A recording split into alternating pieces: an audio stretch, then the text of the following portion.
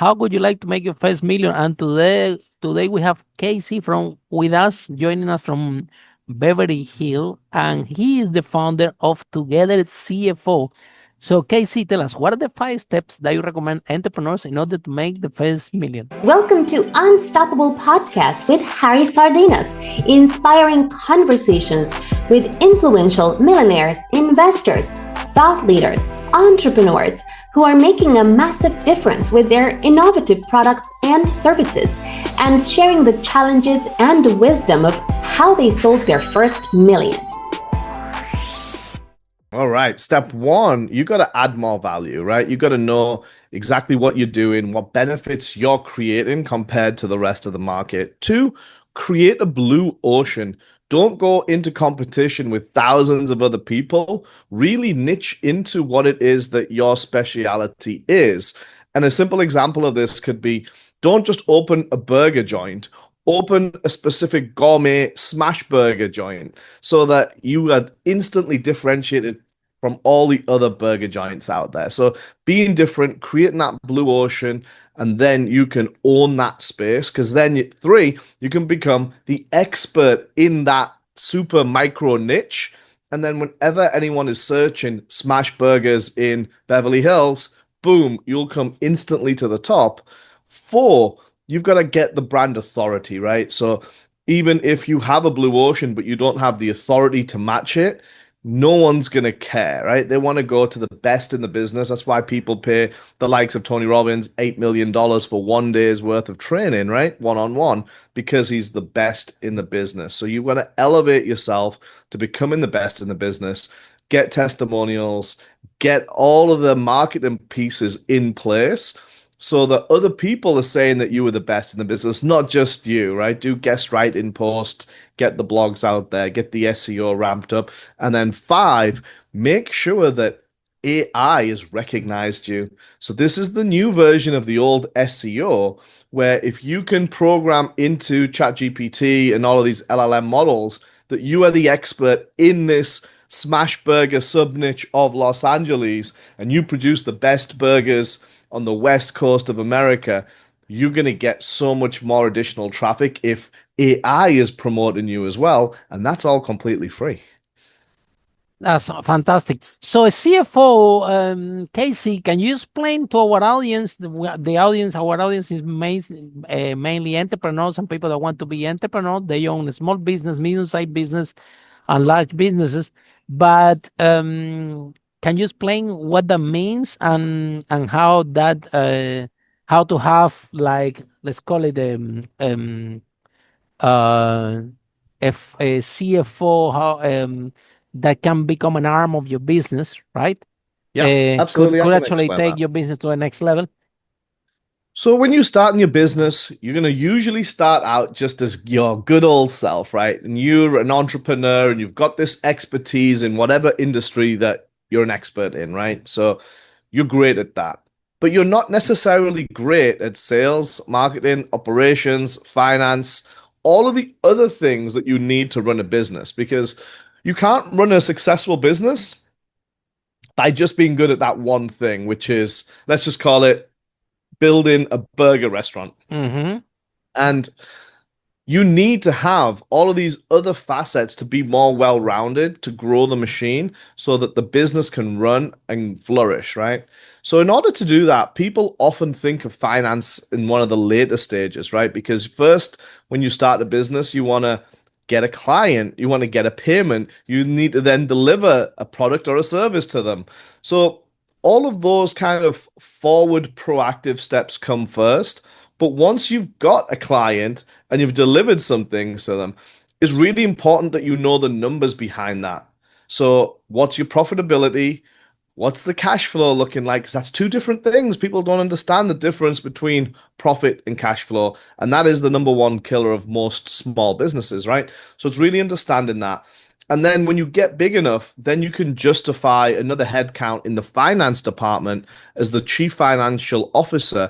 And that person's responsibility is to run all of the accounting, all of the finance. And then at a small stage company, usually HR is thrown in there. Sometimes even IT is thrown in there, just so that enough is taken off the plate from the CEO, the COO, the CMO. All of these C-suite positions are kind of the dream team leaders of each division of a business. So you start with yourself as the CEO, you're the chief executive officer, you're responsible for everything. But then you split down into subdivisions. You've got the COO, which is in charge of operations, who works alongside the CMO, which is the chief marketing officer. And then eventually, when you need a finance person, the CFO. So, what should happen in an ideal world is the CMO will do the marketing and the sales together. They'll bring in leads and prospects and calls and convert them into clients, then hand them over to the COO, which will deliver the product or the service, then followed by the CFO, which will crunch the numbers and say, hey, this is how much we made. These are the products that we sold the most, made the most profit on, and are cash flow positive, versus this service is really good, this service is really bad. And they'll come up with the financial strategy on what is working best and do more of that, or what is working worst and stop doing that, right? That's the creative that the finance department should bring to that equation of C-suite people to all help the CEO make those decisions. Wow, I love this idea word that you describe is amazing. And this is how should be the progressive order. And we talk a lot with tech entrepreneurs, Casey, and a lot of them, they're very introverted. They don't like to sell. They don't like marketing and sales. They become software developer in the first place because they are an introverted person. Okay, so if you're an Yeah, introverted person and you want to be in business, you can be in business. You just need to bring, right, um, a group of people in your C-suite that knows how to do sales, how to do marketing, how to do yeah. the It's finance. it's literally it's all You have about the to team. be You're with it. exactly You right. don't, yeah, you cannot do it because you don't like it. However, it's your responsibility, even if they don't like it. Yeah, they need to learn a little bit about it. Yeah, this is my own experience talking about accounts. 100%. Yes, which I don't Yeah, like it. I remember the first year of my business. Um, I need to have an accountant, so I look for the first accountant that I found. And it was good office and well located and everything. And the guy sent me to pay the profit and loss and the tax. And I'm seeing the tax number. I'm saying, man, this number is huge. How come I'm gonna pay all these tax? It doesn't make sense. If I pay this tax, I go out of business. 'Cause it's my first year in business, but I'm thinking there is something here that it doesn't make sense. It's not right. Otherwise, how come I just been running for a year and just I have well, this this is operation you and made I had to pay you all made these the huge number tax? one mistake, right? Yeah. So this is the mistake that The you made hold is on. that Yeah, you go ahead. you think that your CPA is there to save you money on taxes when he's not. The Mm, CPA's job is not a tax strategist's job. It's two different people. mm-hmm, Tax strategy is over here mm-hmm. and the CPA is over here, right? Yeah. The CPA is just going to make you file your tax return and Mm-hmm. calculate how much you owe. Yeah. The tax strategist, Mm-hmm. his job is to save you as much money as Mm-hmm. possible on taxes. And most Mm-hmm. people, they have a CPA, but they don't have a tax strategist. 100%. And they get less. What happened? You know what happened? My property, my first business was in property. We managed to sell over 5 million. And I'm still stuck with this. I'm saying this tax is huge. This doesn't make sense. So even that I didn't like accounting, I have to learn. So to all go through my numbers myself, even if I don't like accounts, and I have to learn and learning. I remember New Year Eve, yeah, while everybody was celebrating, I'm sitting in an office checking those accounts because we had to file this tax, and and it didn't make sense, and I will go out of business, and I didn't know anything about accounting, so I'm checking, I'm learning there, and what happened was the following: the CPA by mistake put the deposits of rent. When you rent a room, you take 1 month deposit and Of 1 month course, rent, yeah. It right? should be a balance sheet item. So It's a so prepayment. Is a deposit. It doesn't. It's not a sale. It's a deposit. When the person leave, you give them money back. Yep. So it goes in a separate account, Balance because if sheet. you count it as Yep. sales, then you have to pay tax on the turnover, right? So Of course. next day I said to the CPA, my friend, it's actually 50% of what I have, of what you calculated, than you're supposed to do. I hope you fired him. Yeah, I'll change it. Yeah, I'll change it. And I learned a lesson that even if you don't like it, you have to learn a little bit about it. Guess what happened? The next CPA that's working with me, being with me with so many years, and it's amazing, but I can have a completely different conversation with him.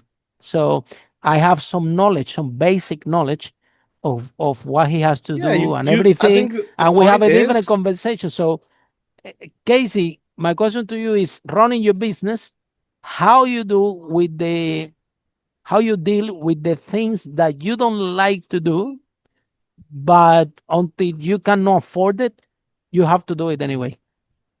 well, not even if you can afford it or not. I think it Mm-hmm. comes down to you got to take responsibility, right? This is the real hard work, is that you got to get uncomfortable. You got to do things you don't want to do, especially as an entrepreneur. You're wearing so many different hats, especially at the beginning of the business, right? Before you've hired all the team. So you've got to just push through and Yeah, do before it. you do hide the thing, you have to kind of do it everything yourself. You don't have resources Yeah, to of pay anybody, course. right? Yeah. But you have to learn it. So if you don't want to learn it, you go on YouTube or you read online and you can learn enough to be dangerous, right? Enough to realize, hey, this is wrong. How can this professional that's been doing this for decades mess up so badly? And if you hadn't have caught that, you would have paid tens of thousands of more in taxes. And good luck getting that back, because that would be a long process, right? Once you've made that overpayment, it's going to be a while Mm, before you get that money back.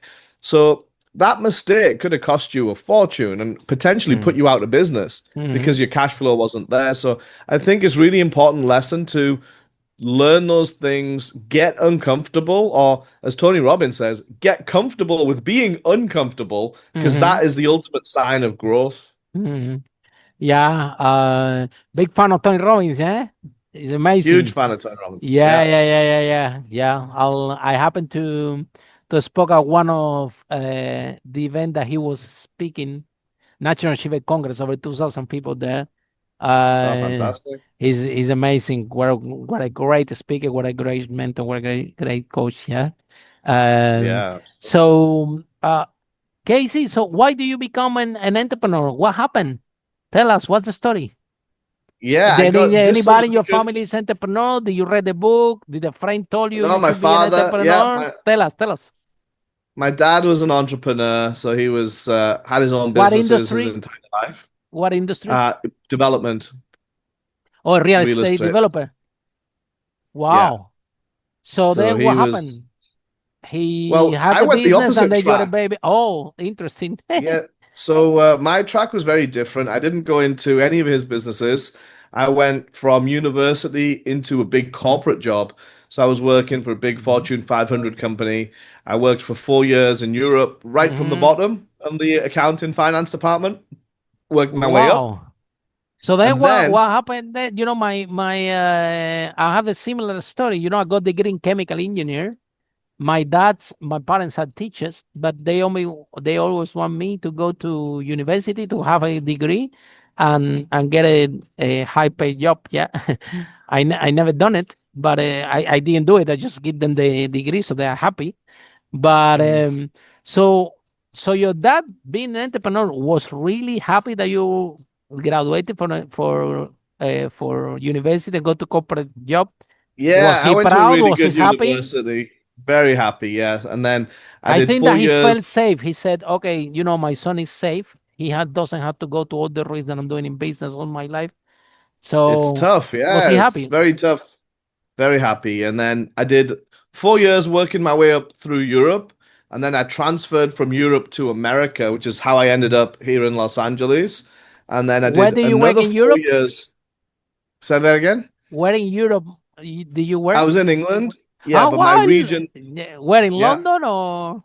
In Nottingham. Yeah, I'm I'm, well, based I'm in born and London. raised You in do have England. some British accent. I have to tell you this. Yeah. Yeah, I'm born and You, raised in England. yeah, you definitely have a British accent. I live in London. Yeah. Okay. So So, you're part of the property developer back in UK. And then what happened? Why you decided to move from corporate to have your own business? Um, what we have interviewed with 500 millionaires in this podcast, and we have discovered a few things. Number one, we discovered that the gene of entrepreneur is within yourself, and it's not hereditary. It doesn't mean that it came from your dad or everything. Was within you anyway. Otherwise, you still would be at your corporate work. Okay, so 100%. Yeah. what make you to change this direction? Because as you know, there are the huge difference between being an entrepreneur and have a corporate job. In the corporate job, you can say to everybody, "Look, this is not my job." They would, and they need to find somebody else to do the job, and you have very good money, and you 9 to 5, and not you need to worry about anything. Whether when you are in starting your business, the dynamic completely different. You cannot tell anybody this is no my job because everything is your job. And number Everything. two, Back to responsibility, right? It's all on you. yes. So then what happened? Why you that? What happened in the So family when they for find out that you all this safety net that made them so happy, you're gonna throw everything away, and now you're gonna do this a business, and maybe you don't know what you're getting into, what type of race you're getting into, but your dad knew because he's an entrepreneur. So what happened there? yeah, I didn't really tell them too much, I didn't want to worry them. So You don't I want to scare knew, them, no? yeah, of course, they're far away from me, right? I was in LA at the time, they're still in England. There's no good that comes from giving them extra worry. So I didn't really share too much about it until it started making some money. And then, when you start buying some assets, they're like, oh, okay, things are going all right. And I'm like, well, So yeah. you start So to buy the real reason estate I, again?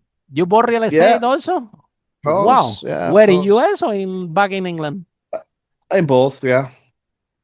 English, But good. I thought for me it was more important when I got to America and the culture in the corporate team in America, it was terrible compared to what it was like in Europe.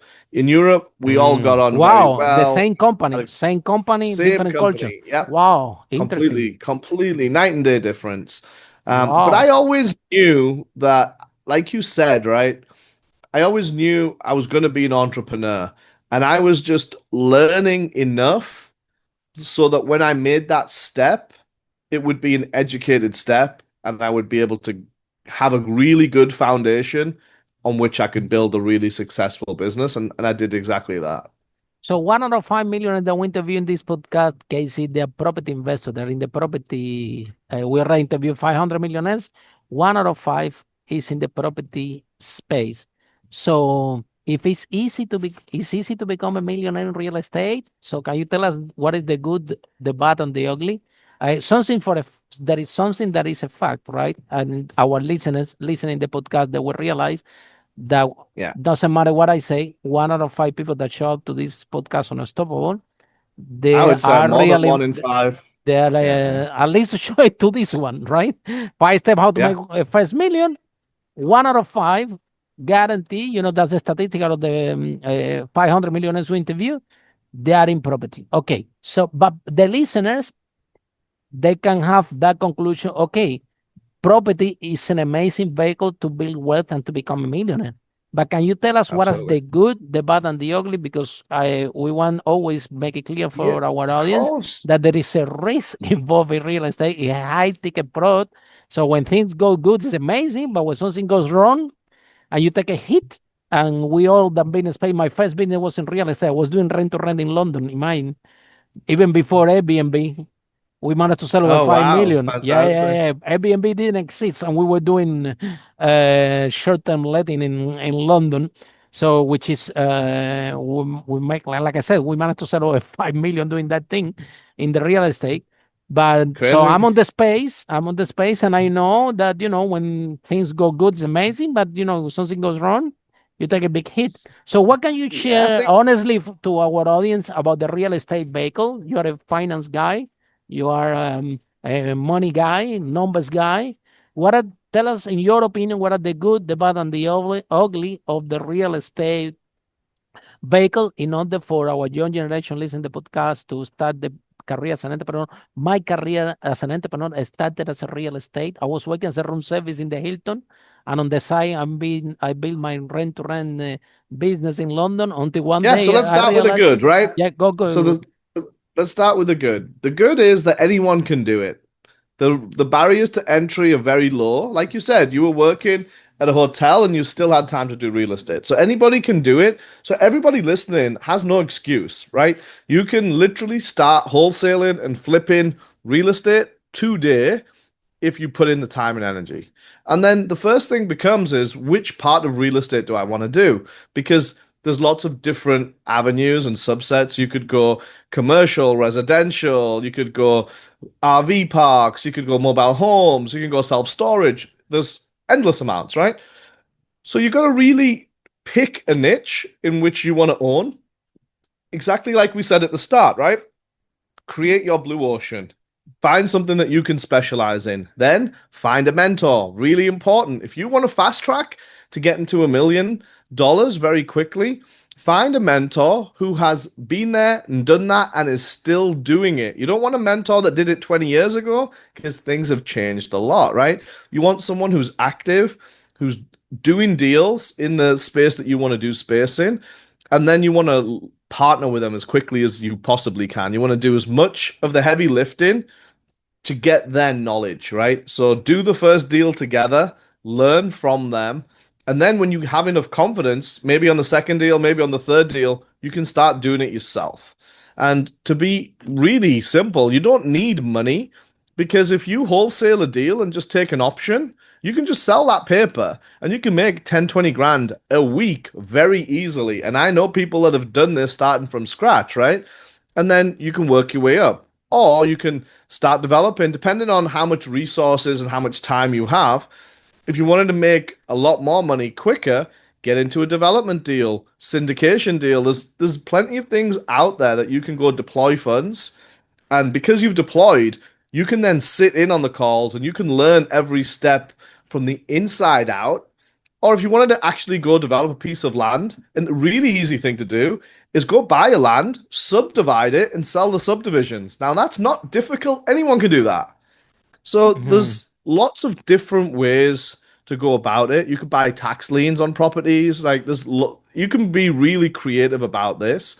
But I think it comes down to how much time do you have to dedicate to it? And Mhm. then how much capital do you have? So if you don't have any capital and you're starting with zero, then I think the easiest thing to do is wholesale and kind of flip properties until you do get some Yeah, capital. there are few strategies that then don't require capital, like flipping, or the rent to rent that I was doing.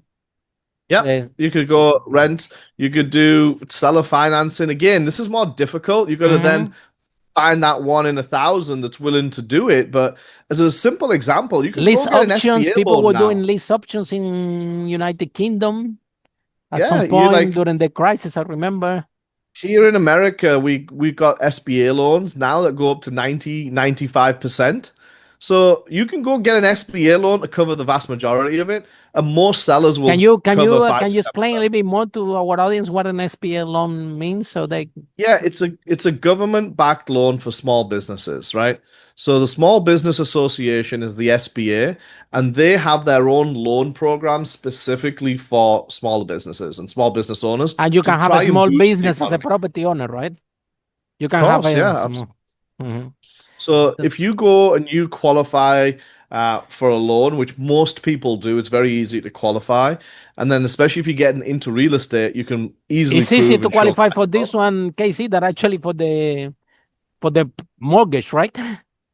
Yeah, yeah, absolutely. And then you've got finance. So fantastic. If you go through some Mhm. pre-approvals before you start negotiating, you come in from a position of strength, so you can negotiate better terms, right?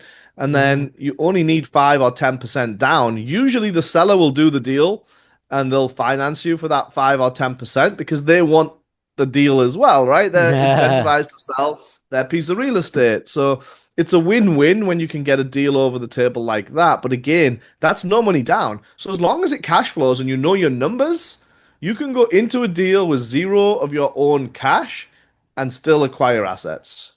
There you go.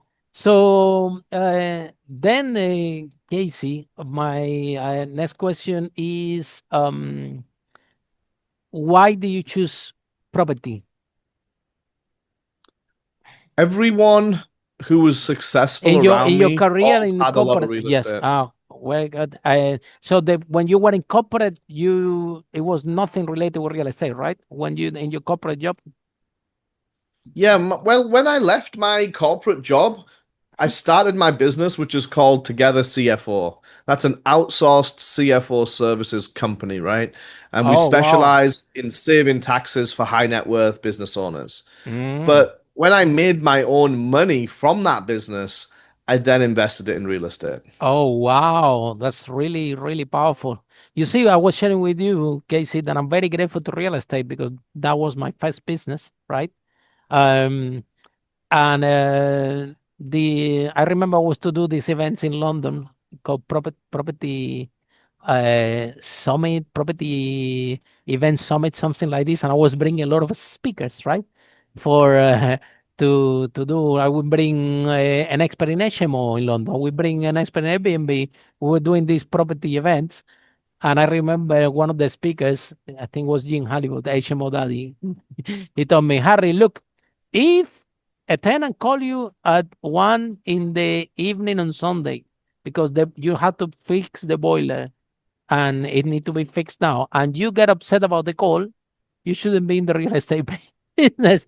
So I'm starting to think like that I was liking the real estate side of it, but it was not my passion. However, I'm very grateful for real estate because most of my success that I have in business came from that first business, which it was amazing. Uh, but could be actually the foundation for you to do something on the side. So all millionaires that we know, they all exactly they have a business like you on the business, but also have a piece of real estate. And we have this question that we always ask to everybody in this podcast, right? What advice do you have for entrepreneurs? Because we see entrepreneurs again and again, first-time founders, they don't have enough experience. So they start a business, they making money, they take all this money, reinvest in the business, taking all this money, reinvest in the business, and then they grow this business. Guess what happened? COVID happened, something happened, and then they go to zero, and all this work disappear or vanish and advance on technology, right? So even in my case was Airbnb, right? So I was doing rent to rent everything all of a sudden, and a huge advance in technology showing to place, and we're taking a hit. We have to work more to compete with them, right?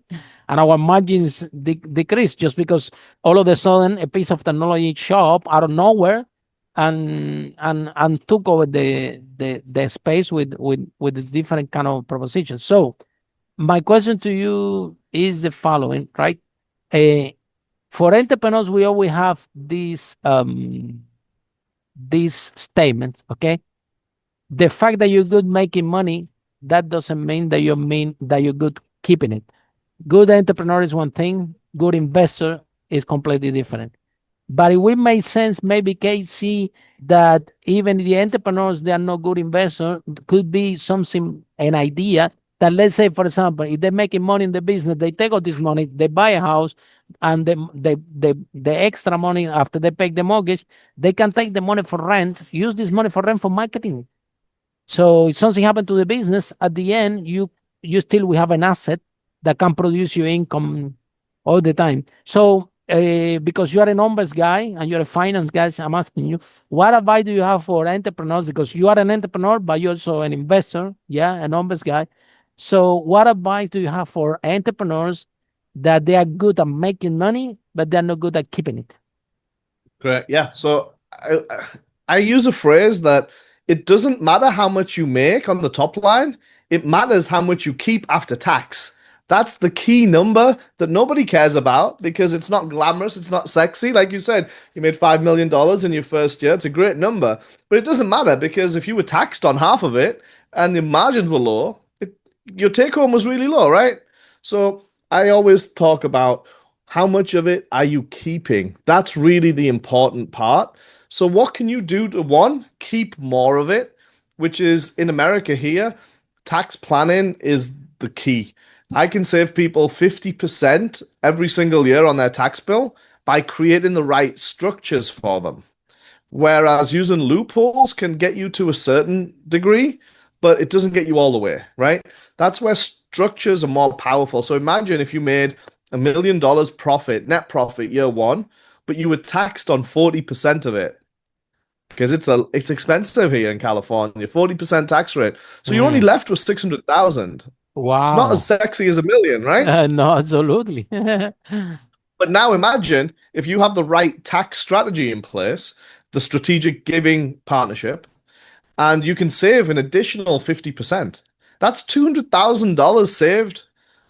So now your take home goes up to 800,000. So now you're talking, hey, I'm making so much more money from just having a smarter strategy.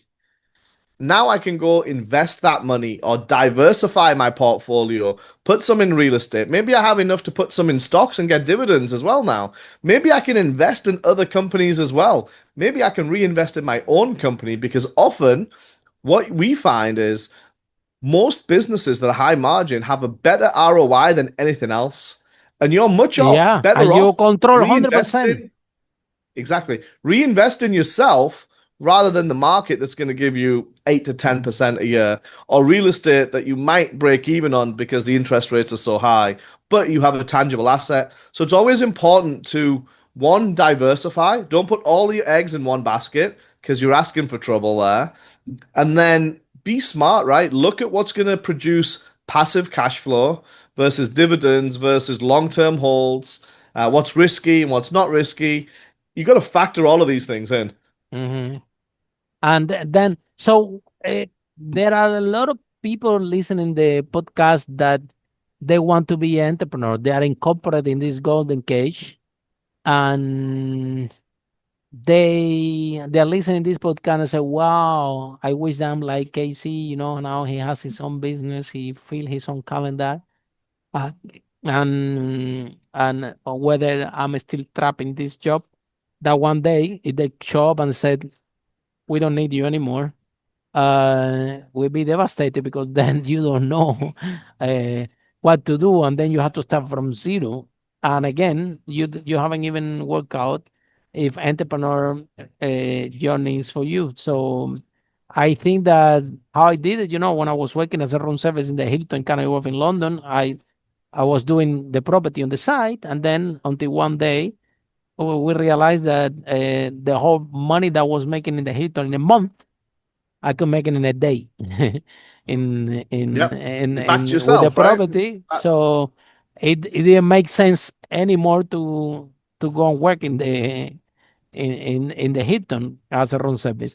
So but how about you? Where do you find the courage and the strength to leave corporate, where it is something that these big companies, they make you really comfortable, they make sure they pay you very good Very money, good. they make Yeah. sure that you have holidays and keep you happy, okay, and keep you safe. And then you're gonna throw this away and start to do start a business by yourself. And then even that, parallel to that, start to invest in property all on your own, taking your own decisions, be the team by yourself. And so where do you find the courage? And what message do you have for people in corporate America still trapping in the golden cage? The one that they are like, the other day I interviewed one person in the podcast that also was in corporate and said, Harry, when I was in corporate, I was suppressed. Any of my ideas, I was a director, but any of my ideas taking care, everybody diminished what I'm saying. Yeah, the bigger the And then organization, the more they suppress you, right? The way I got the courage was I never work in corporate, so I don't know. Yeah, yeah, no, I'm I telling get the it. I get stories. it. I'm telling the stories that the corporate people are sharing with me all the time in this podcast. It's true, yeah. A lot of them are all Tell the us, tell same, these us. corporations. They What don't care message do you about have you. You just for fellow corporate people that want to that they are trapped, they are suppressed, I but get it's it. that they are in fear and they don't find the courage to have the step that you took, for example, to the It's a transition. mindset thing, right? So I can see in your background you've got a lot of personal development coaches. You got Tony Robbins, you got Les Brown, and then there's other people like Oh, the Jim Rohn. Martini, we got Yeah, a lot of we. so many of them. I think one of the things that I did really well while I was at corporate was I would just plug in my phone, had my headphones in, and I would be listening to personal development every single day. Ah, So I would wow, plug in that's YouTube, amazing. I would do Great tip, audiobooks. great tip for Yeah. people in So as corporate. I was doing my work, subconsciously I was learning, right? And I would listen to the same audiobooks 5, 10, 20 times because every time I would listen, I would take another piece of knowledge Can you with share me, the name right? of your favorites audiobooks that you were listening back then? Here I used to here's my notebook from corporate. I keep it with me that close, and I So the still have notebook of notes. everything that you learned from the books, you were taking Yep, notes. yep. I was taking notes. So Tell us the literally title, I would KC. The title of the books, your favorite books that you were listening again and again when what you in your maybe the one corporate I life. listened to most was Robert Kiyosaki, Rich Dad Poor Dad. Oh, me Unleash too. the That book Giant changed my life. Within. Yeah. Yeah, Unleash a Power Within, Tony Robbins. Hmm. There's so many of them, and it's fantastic. Jim Rohn was actually a mentor of Tony Robbins, so I then Yes. got into Jim Rohn, Brian Tracy, Les Brown. Like, there's so many great people out there. It doesn't matter who you pick; it matters who you Hmm. resonate with. You might Yeah. like one person's Les style Brown is over another person's amazing. style. I shared the stay with him in London, when in Westminster, when they did Les Brown in London. Hmm. I was the speaker to do this the speech before we brought him to the stage. I think remember the Fantastic. So promoter to me. Yeah, what go I ahead. did was exactly that. So I would be learning, I would be developing my mindset, and then I would put together a plan. I'm like, okay, I'm working corporate job. Like you said, it's very comfortable. They take care of you. It's good money, but it's high stress as well, right? So I then started my own Tell business us at a the little bit same about time. high stress. What do you mean about high stress?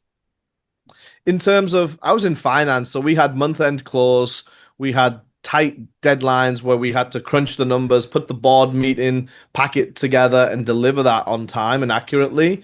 So that was a different type of stress than when you have your own business. Everything is a stress Yes, because because you cannot make a you don't mistake. know If you whether. make a mistake, they can fire you. No. Yeah. So for Probably you me, were it talking about was big numbers. No. So you cannot yeah. get it So wrong. very yeah, $4 billion company. It was big Oh numbers. my God! Imagine if you make a mistake. Ouch. Yeah. Yeah. So for me, Yeah, sound the way pressure to me. I transitioned into my own business by bringing on a few clients first whilst I was working at my corporate job, similar to what you were doing at the Hilton, right? You were working at the Hilton and you were doing real estate. I had my corporate job day to day, and then on the evenings and the weekends, I would work on my own job until the point at which I brought in enough money to cover my rent, to cover my lifestyle, that it was more comfortable for me to put my notice in and not be scared. Even though I was scared when I did it, you have to take that leap of faith, that risk on yourself, right? You're backing yourself. Yeah, And we were all quite concerned. Yeah. I remember when oh, I asked when I there's went no to time off. NatWest. Yeah, I read the book of Roy Kiyosaki, and I knew about this rent to rent thing. And I went to the NatWest bank and I asked them for a loan for 3,000 uh, pounds because they couldn't lend me more because I was making 550 per hour. So imagine. And I'm thinking, oh my God, if I rent this house and I cannot rent it back again, and I had to pay back these 3,000, it's gonna take me years. By the with counting the 550 per hour I was making back then. So I have to take a deep breath and go for it and take the leap. Uh, Yeah, that's and it it. You got to sounds back at the yourself. moment, 3K. You might laugh about this figure, but back in the day, 18 years ago, I was making 550 per hour. I was working first in the Pub Britannia in Houston station, and then in the Hilton. The Pub Britannia was like 550, and then 550, 575, something like that. And then the hit was a little bit high. But anyway, you seeing how much you're making and how much work you had to put into it, and then you get a loan from the bank for 3,000, which is back in the day. I remember it was a Life lot of money changing from for the. you at that No, point, no, right? I'm calculating. I say, oh my God, if I lose this money, this is gonna be crazy. How it's gonna pay? And you see, it's interesting how we evolve in our mindset. So, what was your biggest challenge after you after you started your own business, how you become that challenge, and what message do you have for corporate people that resonate with you 100%? They know 100% what you're talking about because they've been there, but they're still on the fence. The biggest challenge was getting new clients, right? I didn't know anything about sales or marketing or putting packages together or a sales close or an anchor or any of this like amazing NLP techniques. And I knew nothing. I was a finance guy. I knew numbers, right? Give me numbers, give me a spreadsheet. I'm very happy, but very different to go get new clients. So build a system around it. Right now, it's even easier than it was back then because you've got YouTube, you've got AI, you've got so much additional help at your fingertips that you don't need a team day one. You can build agents, and those agents can do a lot of that outreach and marketing and sales stuff for you. So that would be the advice I would give is that really learn sales and marketing very, very quickly because if you are good at sales and marketing, you will never go broke, right? You'll always Mm-hmm. have enough pipeline to close and make some money. So sales and marketing is key. I obviously had the skill on the back end, on the finance and the numbers. So I was using that to my benefit. It's like, hey, you're good at sales and marketing, but you're not good at finance. Let me come in and Mm-hmm. then together we'll build a better team together. So that was my sales pitch, but I didn't have any packages. I didn't have any scalability to my business. So looking back, it's over 10 years now, a lot has Mm-hmm. changed, right? And if I was to go back and do it again, that's what I would do differently. I would really master sales and marketing very quickly so that I had an ongoing pipeline of leads coming in that were interested and needed my service Even if you don't because like it, that, even if you don't like sales and marketing, even if you don't go like it, for it. Yeah, exactly. I'm master it. you Yeah. have to you have to go through things you don't like because that's temporary, right? You get to a certain point, then you can bring in a team member to do But it, or you can guess what? You outsource know it. what the good news is, Casey, especially in your space. Everybody that's in your space hate marketing and sales. It's the same thing with the tech. They are introverts, you like to be in front of your computer with your numbers, and this is who you are, right? Marketing is Yeah. get you out of computer, go out there and speak in front of strangers, and it's very uncomfortable for software developers, for CPAs, for finance people, right? Because they mainly the personality is introvert. That's why they end up with that job on the first place. However, by you listening all this personal development, make a shift in your mindset, and you say, you know what? I'm gonna learn it. I'm going for it. Everything is possible. I'm gonna make it happen. And now you do have an edge against your competitor. Well, because um, they still have this barrier where they look at you. Yeah, I can't believe what I'm hearing from you. That if you had to start all over again, you would master sales and marketing. Whether everyone in your space don't want to hear anything about sales and marketing. You know what I mean? Because Yeah, they you got to literally get hate it. well-rounded. I think we started with this, right? Is become well-rounded as a person. So you're already really good at something. Don't Hmm. do more of that because you're already good at that. Learn the things that you're not so good at That you're so not that comfortable, overall, get out of your comfort zone, right? exactly Yeah. right. Yeah. Very good. Man, that's been amazing. I think you're brilliant. You're brilliant. Yeah, I'm speaking with you. You said I'm asking where you based in LA, and I'm speaking with you. I said, this guy, I don't know, but you have such a British accent.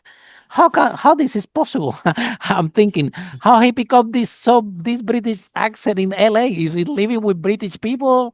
I'm thinking how this is happen, and then after you share with me that you born and raised in UK, now I understand everything. Now I'm like so. Thank you so much for joining the podcast. Can you tell if people want to learn more about you, people want to save some taxes, people want to reach you, either from UK, from US, how people can find you, how this process works, and shall it be more? Yeah, togethercfo.com is the website, and you can reach out to us, set up a free call. We'll show you exactly how much you're overpaying on taxes. We'll review your bookkeeping. And if we can't do it, we'll recommend someone who can do it. Ultimately, we're just here to provide as much value as possible. Yeah. For the property thing, you're just doing it on the side for yourself, helping out people with the property, no? No, Okay, that's very just good. my It's own a side private gig. investments. Yeah, okay. Yeah. Thank you so much. Okay, which is actually very good idea, by the way, because you have in your business, but then on the side you are investing in this property that can produce you cash flow, and cash flow is always good because this cash flow you can reinvest in your own business, or you can buy more property, or you can buy all the different vehicles that provide you cash flow. So you're more diversified. You have the income from your business, which you love, okay, but parallel to that, you have other assets bringing your income because you're a finance guy, you're a number guy. You do that, so you are ticking boxes. Good entrepreneur and good investor. We from this podcast we throwing out the big message for all entrepreneurs out there to start little by little to learn how to invest and to become a good investors because it's about two things: making money, but also keeping it right. And and 100%. we It's really all about want, what you keep. yeah, we want all the entrepreneurs to be like you, happy, healthy, and happy. We don't want entrepreneurs after they take all these risks, employ people, and move forward the society to be left with zero because change happened in the space in the industry, and they didn't know how to become good investors. So thank you so much, and for all of you following the broadcast in our next episode of Unstoppable, how brave entrepreneurs like KC break that wall and achieve the first million. Bye for now. Follow us for more interviews with world's most influential, audacious entrepreneurs that overcame challenges and adversity, providing you with the blueprint of how they sold their first million so you can grow your business exponentially.